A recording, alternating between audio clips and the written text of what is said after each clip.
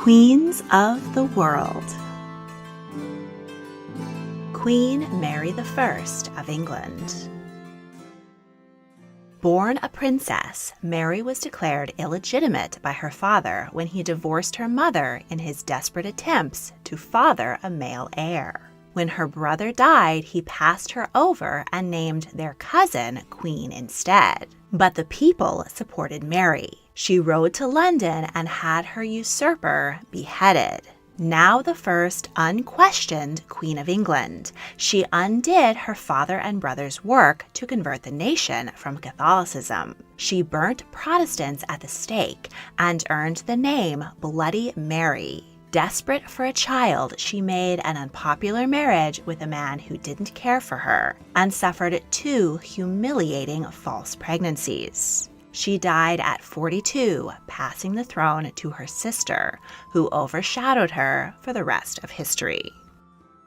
Henry VIII was only the second Tudor king of England. His father, Henry VII, had defeated King Richard III at the Battle of Bosworth and taken the crown with a somewhat shaky genealogical claim. But Henry was proving to be a powerful king and was cementing his place on the throne with the help of his beautiful and intelligent wife, Catherine of Aragon. She was the daughter of another power couple, Isabel I of Castile and Fernando II of Aragon, who set in motion the unification of Spain, began the Spanish Inquisition, and launched Christopher Columbus's expedition to the New World. Catherine herself had ridden into battle while pregnant to defeat her husband's enemy, King James IV of Scotland. Henry and Catherine were very much in love and had the personalities and popularity to launch a legendary royal dynasty. But in order to have a dynasty, they needed to have children. And so far, the couple had found only tragedy in reproduction. Their first child, a daughter, came too early and was stillborn. Their second, Prince Henry, was celebrated across the country and given the title Duke of Cornwall, but he died after just 52 days of life from an intestinal malady. 2 more stillborn sons followed. After 6 years of marriage, Catherine went into confinement. Hope was high, as always, that a healthy baby boy would be delivered to carry on the Tudor dynasty.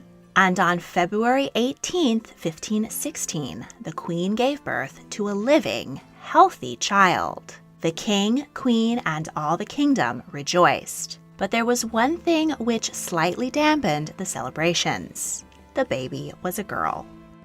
Despite her mother and grandmother's dynamism, neither Henry nor any of his medieval courtiers believed that a woman was capable of ruling the nation. The only queen who had ever tried to claim the throne of England was Matilda. Her reign led to civil war, and her crown was stolen by her cousin Stephen. Henry VIII didn't have any brothers to follow him in the succession, so to him, having a son was absolutely imperative. He comforted his wife by reminding her that they were still young and she had many years to give him healthy sons. Besides, daughters could be incredibly valuable to a king by serving as bargaining chips on the European marriage market.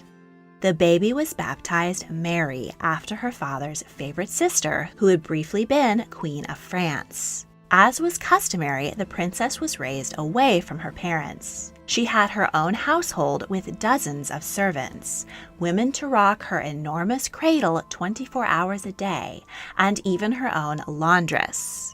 Henry VIII's cousin, Margaret Pole, the Countess of Salisbury, was appointed to be her governess and was the central mother figure of Mary's childhood. But her parents did visit her often. At 2, Mary was betrothed to the 6-month-old Dauphin of France, son of King Francis I. The prince was too young to travel, so the betrothal ceremony was done by proxy, with the French admiral standing in for the groom. The toddler princess went up to him and asked, "Are you the Dauphin? If so, I want to kiss you." Mary was a precocious child. At 4, she entertained the French ambassador with a performance on the virginals. Her father bragged that his daughter never cried. By the time she was 6, relations with France had fallen apart, and Mary was betrothed for the second time to her mother's nephew, Holy Roman Emperor Charles V. He was 22 when the alliance was negotiated, but after a few years he decided that he couldn't wait for his child fiancé to grow up, to start building his own dynasty. So he cordially broke off the betrothal and wed Isabella of Portugal, who was closer to his own age. Queen Catherine took great interest in her only child's education. She commissioned Spanish humanist Juan Luis Vives to write a treatise on the education of Christian girls. Other noble mothers followed the queen's lead, and for a generation, aristocratic girls were educated far more than they ever had been before. Mary was a serious child and studied diligently. She could read and write in Latin by the age of 9. She studied French, Spanish, and Greek, and learned to play music and dance beautifully. She was a credit to her father, who doted on her. After all, she was his spitting image. She had a fair complexion with ruddy cheeks and Tudor reddish gold hair. He declared publicly that Princess Mary was his rightful heir. At 9, he sent her to Ludlow Castle, the traditional seat of the Prince of Wales, though Mary was never officially invested with the title traditionally given to the heir apparent, as Henry was still holding out hope that he would have a son. By now, Queen Catherine was 40 and had not become pregnant in 7 years. Henry had fathered an illegitimate son, Henry Fitzroy, by his mistress, Bessie Blount, so he felt confident that the fertility problems were his wife's. He asked her to retire to a convent and allow him to remarry. Had Catherine agreed, Mary would have remained legitimate and in the line of succession, but the queen refused to give up her place. Henry obsessed over a biblical passage from Leviticus, which states that it is a sin to marry your brother's widow, and that such a couple would be childless. Catherine's first husband had been Henry's older brother Arthur, but he had died at 15, and Catherine swore that the marriage had never been consummated. She also argued that their marriage was not childless. They had Mary. Henry asked the Pope for an annulment, but he was under siege from the Holy Roman Emperor Charles V, Catherine's nephew, so he refused. Henry VIII did not like to hear no, and he was infatuated with a new woman, Anne Boleyn, whom he was confident would give him his son and heir. With the help of Anne's chaplain, Thomas Cranmer, whom he appointed Archbishop of Canterbury, Henry used the Protestant movement to make himself head of the new Church of England. He dissolved the monasteries and enriched himself by looting their wealth, much to the horror of his devout wife. In 1531, she was banished from court, and her rooms and jewels were given to Anne. Catherine went to Windsor to be with Mary, who had been suffering depression and frequent illness, likely due to anxiety about her and her mother's precarious position. After spending one last summer together, mother and daughter would never see each other again. In 1533, Henry married Anne, who was pregnant with his child. The king required everyone to swear the oath of supremacy, that he was the one supreme head of the church, that his marriage to Catherine of Aragon was invalid, and that Mary was illegitimate. Those who refused to swear were executed. This included the woman who raised Mary, Countess Margaret Pole. She refused to kneel on the scaffold, saying, "So should traitors do, and I am none." When the executioner raised his axe, she ran. He chased her all around the scaffold and finally hacked her to death. Mary was downgraded from princess to the Lady Mary. Her servants were dismissed, and she was sent to wait on her new baby half-sister, Elizabeth. Despite the danger, the 17-year-old refused to swear the oath of supremacy. She was her father's daughter, after all, and was just as headstrong as he. Father and daughter sent many furious letters to one another and didn't see each other for 3 years. When Henry went to visit Elizabeth, he refused to see Mary. Queen Anne Boleyn would not allow her stepdaughter at court. As punishment for their obstinance, the king refused to allow Catherine and Mary to see each other. Faithful servants secreted letters between them, but Catherine died of cancer at the age of 50, and Mary was inconsolable. Henry forbade her to attend her mother's funeral. After 3 years, Anne Boleyn angered Henry by failing to deliver a son. He had her arrested on false charges of adultery and incest and beheaded. Princess Elizabeth was also declared illegitimate and removed from the succession. 2 weeks later, Henry married wife number 3, Jane Seymour. She had been a maid of honor to Queen Catherine, and she felt kindly towards Mary. She urged the king to make peace with his eldest daughter, and he agreed if she would swear the oath of supremacy. Mary wrote to her father that she would submit to his authority as far as God and my conscience permitted. But Henry sent men to bully her, even threatening to beat her to death. Finally, she signed a document agreeing to all of her father's demands. Now that he had his way, Henry welcomed his daughter back at court and allowed her fine clothes, an allowance, and the return of her household, including her closest friend, Susan Clarencieux. During these happy years, Mary became a fashion trendsetter and enjoyed playing music and gambling at cards. Rebels in the north of England rose up against Henry's act of supremacy, and one of their demands was that Mary be made legitimate. The Pilgrimage of Grace was ruthlessly suppressed, and the rebels hanged. In 1537, Queen Jane finally gave birth to a son, Edward, to secure Henry's dynasty. She died 12 days later of childbed fever. Mary was made godmother to her half-brother and acted as chief mourner at Queen Jane's funeral. Mary, now 23, was past her prime in the Tudor marriage market, but her tenuous position and lack of a title made her matrimonial prospects challenging. Duke Philip of Bavaria courted her, but his suit fell through. A potential alliance was negotiated between Mary and William, Duke of Cleves, who were about the same age. But when King Henry saw a portrait of the Duke's sister Anne, he decided that their marriage should be the one in the treaty instead. Once the king saw the German princess in person, he was less impressed. She agreed to an annulment, and Henry left her with an estate, a fortune, and her head still attached to her neck. The king's fifth wife, 16-year-old Catherine Howard, wasn't so lucky. She was found guilty of adultery and beheaded at the Christmas festival of 1542.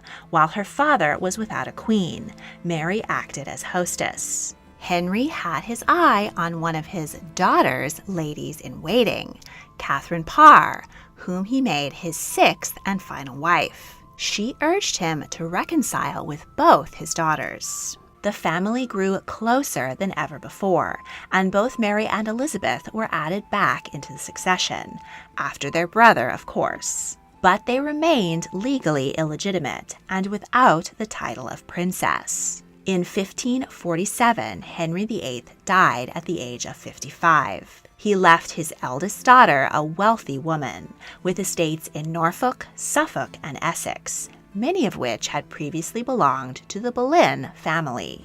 She felt maternally towards the new king, her 9-year-old brother, Edward VI.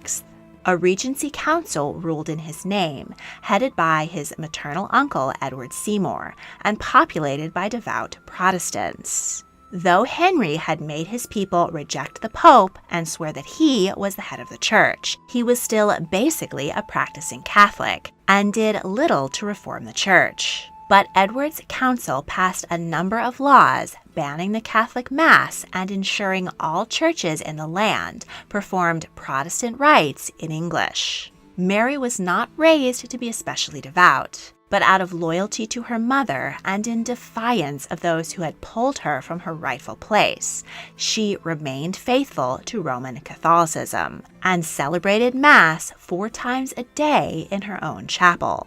The common people were not enthusiastic about their forced conversion, and it looked very bad that such a high-profile person was openly defying the king. Edward argued frequently with his sister over her refusal to convert. She asked her cousin, Emperor Charles V, to apply diplomatic pressure so that she would be allowed to practice her religion. He even sent ships to rescue her from England, but she wasn't keen to leave her wealth behind. At the Christmas celebrations of 1550, the 13-year-old king brought both his sister and himself to tears in front of the whole court by reproving her for ignoring his religious laws. Would you like to explore castles, archaeological sites, and museums with me while we nerd out about our favorite topics in history? Then join me on my historic group tour of Scotland from May 15th to 21st, 2024. Over 7 days, we'll experience the highlights of Scottish history, from lowlands to highlands. We'll see the honours of Scotland at Edinburgh Castle, Bronze Age burial chambers at Balnurin of Clava, Eilean Castle, the Living History Highlands Folk Museum, Dunkeld Cathedral, the mystical Isle of Skye, and so much more. We'll try delicacies and unwind over a whiskey tasting. And most amazingly of all, we'll do it all with a group of fellow history lovers and a local guide. There are only a few spots left, so click the link in the description to reserve yours today. The last day to book this once-in-a-lifetime trip will be March 25th. I can't wait to meet you in Scotland. At 15, King Edward fell seriously ill with a lung infection, or possibly tuberculosis. He was determined that the crown should not go to his sister, as she would surely undo his religious reforms. His second sister, Elizabeth, was Protestant, but as both sisters had been declared illegitimate, he could not disinherit one and not the other. So he signed a new will handing the throne to his next nearest relative, his cousin, 16-year-old Lady Jane Grey. Mary was summoned to court to visit her dying brother, but she was warned that the summons was a trap meant to capture her and prevent her from claiming the throne. Mary fled to East Anglia, where she knew the many Catholic people would be loyal to her. When Edward's death was announced, she wrote to the Privy Council demanding that she be proclaimed queen per her father's will. Jane Grey was declared queen by the council instead. With the might of the Tower of London's arsenal behind her, Jane's victory seemed all but assured. But the council underestimated the people's loyalty to Mary. They felt the throne had been stolen from her illegally. As Mary marched towards London, she gathered an army of 20,000 ragtag supporters. The council had to pay double to raise just 3,000 men to fight for Jane. The battle was lost before it was fought. The counselors who had put young Jane in this perilous position abandoned her and swore loyalty to Mary. Jane was arrested and imprisoned in the Tower. Her reign ended after only 9 days. Mary, accompanied by her half-sister Elizabeth, rode triumphantly into London on August 3, 1553, on a wave of popular support. She was now the first unquestioned Queen Regnant of England. She kept Jane Grey locked up in the Tower, but she understood that her cousin had been a political pawn and didn't want to execute her. Mary's first acts as queen were to appoint Susan Clarencieux Mistress of the Robes and release a number of imprisoned Catholics. She issued a proclamation that she would not compel her subjects to follow her religion, but within months she ordered the arrests of a number of prominent Protestants. Her first parliament declared her parents' marriage valid and herself legitimate, abolished Edward VI religious laws, and made peace with the Pope. Mary also brought back the heresy laws her father had overturned, which allowed those who went against the Catholic faith to be burned at the stake.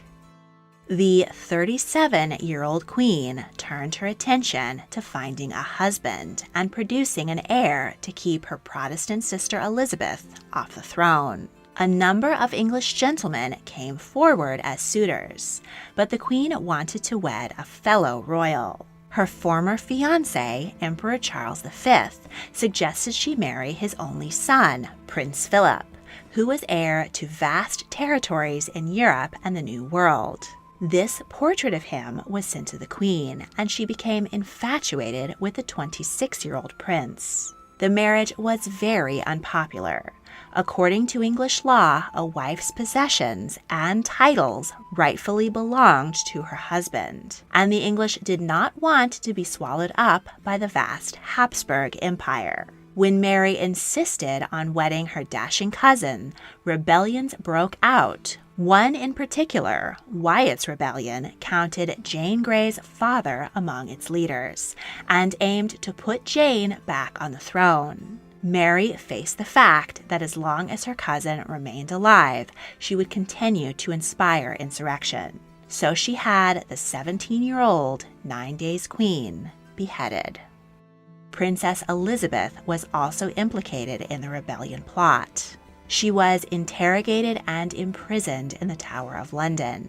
Mary didn't trust her sister, who was also a rallying point for Protestants. She let her out of the tower after 2 months, but kept her under house arrest and surveillance.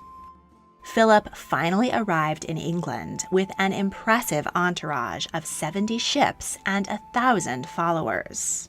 2 days later, on July 25, 1554, the couple were wed at Winchester Cathedral. Mary was quite taken with her charming young groom. Philip, on the other hand, had no interest in his bride, aside from the political advantages the marriage brought. He became King of England. Parliament was called and documents were signed in both of their names. Coins were minted with both of their faces. But England was not obliged to provide military support to Philip's father, and Philip could not act without his wife's consent or appoint foreigners to office in England. To elevate his son to Mary's rank, Emperor Charles granted Philip the crown of Naples, as well as his claim to the Kingdom of Jerusalem.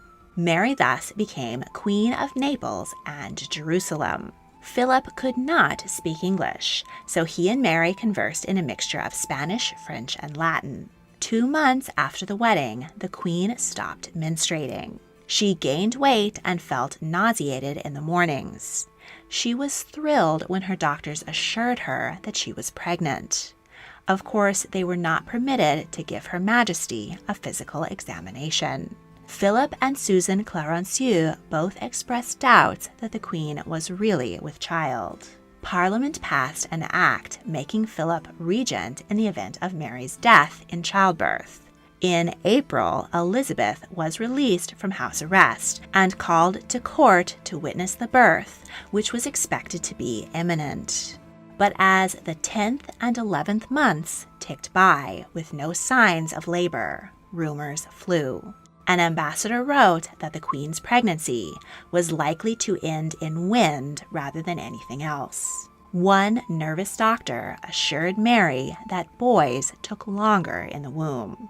By July, her swollen belly began to recede. She probably suffered a psychosomatic episode induced by her overwhelming desire to have a child. Following the humiliation of her false pregnancy, Philip left her to wage war on the continent. Heartbroken, Mary fell into a deep depression. She considered the episode God's punishment for her having tolerated heretics in her realm. Mary ordered 3 prominent Protestants to be publicly burned at the stake. One of them was Thomas Cranmer, who had facilitated the Act of Supremacy and her parents' divorce so many years ago.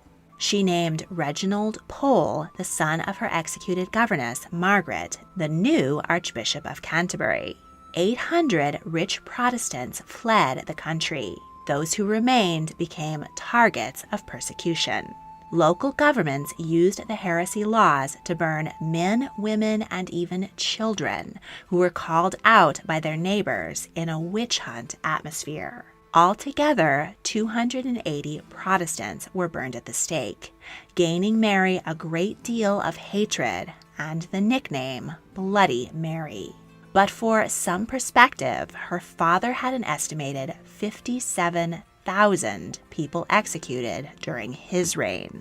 Elizabeth I, too, executed many hundreds of people, including her own cousin, Mary, Queen of Scots. Over in Europe, Emperor Charles V had abdicated and made his son King Philip II of Spain, and ruler of the vast Spanish Empire, though the Holy Roman Empire went to his brother, Ferdinand I. Mary wrote to her husband, begging him to return. He did so, only to request she supply him with troops for his war with France. She was willing to do anything to please him, so she agreed, and was rewarded with the loss of Calais, the last English possession in France. The defeat humiliated Mary. From then on, English monarchs could no longer call themselves rulers of France, but they did anyway. On top of all that, the English economy was in poor condition. Years of wet weather led to bad harvests, and the wool trade had dried up. The English had hoped to get involved in Spain's profitable trade in the New World, but Spanish merchants jealously guarded their routes, and Mary, not wanting to upset her darling husband, didn't push the issue. The Queen did hear daily reports on the state of her kingdom, and was far more involved in governing than her father had ever been.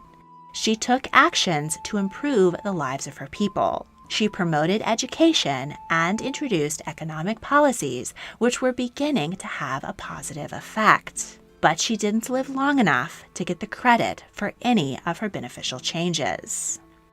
Elizabeth was implicated in yet another plot to overthrow Mary, but Philip asked his wife to spare her sister's life. He had other plans for his sister-in-law. Within a few months, Philip left again, and Mary once more believed that she was pregnant. She had a swollen belly and other symptoms. Once again, the months ticked by with no signs of labor, and the Queen's belly receded. But this time, there was a more sinister cause behind her symptoms than her own desperate desire for a child. Queen Mary had uterine or ovarian cancer. Weakened by the disease, the Queen was also struck by an influenza pandemic which was sweeping through Europe. Desperately ill and confined to her bed, she faced reality and named her younger sister, Elizabeth, as her heir. Queen Mary I died in her sleep on November 17, 1558, at the age of 42. Elizabeth, now queen, spent the modern equivalent of $2 million to bury her sister in Westminster Abbey in an elaborate funeral. Philip, who did not attend, wrote, "I felt a reasonable regret for her death." Before his wife was even dead, he sent a proposal of marriage to Elizabeth, but she rejected him. 30 years later, Philip attempted to invade England with the might of the Spanish Armada, but Elizabeth won an unlikely victory and sent him packing. Queen Elizabeth I reigned for 45 years of economic and artistic success in England. Her legacy far outshines that of her older sister, who has since been popularly vilified with a heavy helping of misogyny as both bloodthirsty and fierce, and spineless and weak. While perhaps not the most brilliant queen England ever had, historians are now re-examining Mary's life through the lens of her popularity with the common people and the successes she did have in spite of the constraints set on women of the time and her premature death. Elizabeth was buried on top of Mary in Westminster Abbey, and the following inscription was placed on their shared tomb. "Consorts in realm and tomb, we sisters Elizabeth and Mary here lie in sleep in hope of the resurrection. If you enjoyed this video, please like, subscribe, comment your thoughts, and check out my other royal history videos. Thank you for watching.